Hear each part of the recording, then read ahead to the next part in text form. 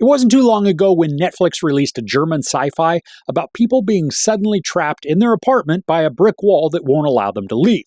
Well, now we have another Netflix sci-fi with a very similar premise. Again, there are people finding themselves suddenly trapped in their home, and something on the outside is preventing them from escaping. Is The Last House simply a rehash of Brick from 2025, or does this newest film do something creative? A family of four is suddenly sealed inside their house with no way out and must work together to survive against both their dwindling resources and the mysterious looming threat that is keeping them trapped. The cast, as I'm sure you can imagine, is pretty sparse, and while we do briefly see a few other actors, the majority of the screen time is dedicated to Greta Lee, Wagner Moura, Riley Chung, and Noah Alexander Sosnowski. And they're a somewhat tight-knit family, but their patience and relationships are tested the longer the imprisonment goes on. Now, for so much of this film, it's a family drama. We get tiny, vague glimpses of something that could point to what's going on, but the film exercises patience before really showing us anything discernible or concrete. And for the drama, it's effective. We spend so much time with the family that it's difficult not to become endeared to them.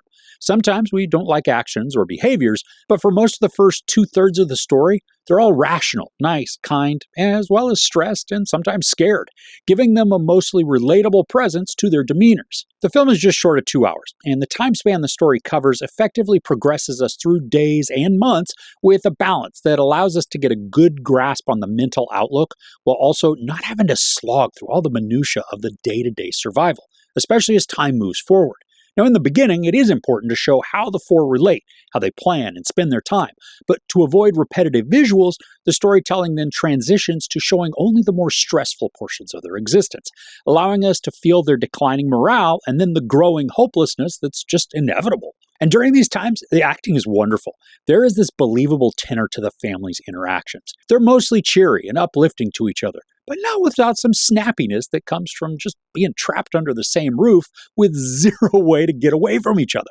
And this way, the film does kind of feel like a COVID-era production. Everybody in isolation and beginning to struggle with their mental health, while relationships also get tested in a whole bunch of new ways. Thankfully, though, this doesn't trudge down those familiar paths, instead leaning more heavily on the survival aspect that comes about naturally when imprisoned within a home, just as all the other residents and the neighbors are. So there's no DoorDash or Uber Eats. If you didn't go to the grocery store before the strangeness ensued, you are just SOL once your supplies run out. And so from that angle, the story does maintain an air of originality and freshness, despite sharing similarities with the German sci-fi Brick that I had mentioned at the start, or even with most of the productions that came out in 2020 to about 2022. But for as engaging and heartfelt as the first two acts are, the film then unexplainably rushes the final act, creating an almost laughable and forced ending that dismantles so much of what had been established before. The movie employs a voiceover at the start, almost like someone recollecting the past from their present perspective.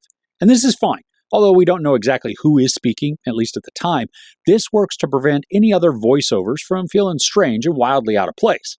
Also, these are used sparingly, maybe 3 times at most, so the lack of use is also nice so that it doesn't become too much of a narrative crutch in which to deliver exposition. But while the dialogue was intriguing and mysterious at the beginning, it feels more cheesy and trite at the end. And that's probably because the resolution the story arrives at is so far-fetched and implausible, even for a sci-fi film where we already need to suspend some disbelief.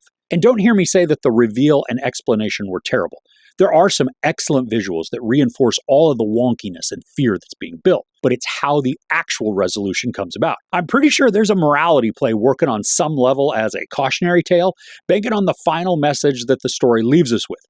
But the execution, it's so clumsily forced that any effectiveness is lost, leaving us with cringe more than anything else. And the end is so neatly and cleanly resolved, just wrapping it up with a tidy bow and going to the credits, hoping that the audience isn't going to notice the amateurish simplicity and convenience of the conclusion. And even before that, while there is an exciting action sequence that is full of energy, urgency, and tension, the script goes full Kevin McAllister with dialogue that is super close to, "This is my house, I have to defend it."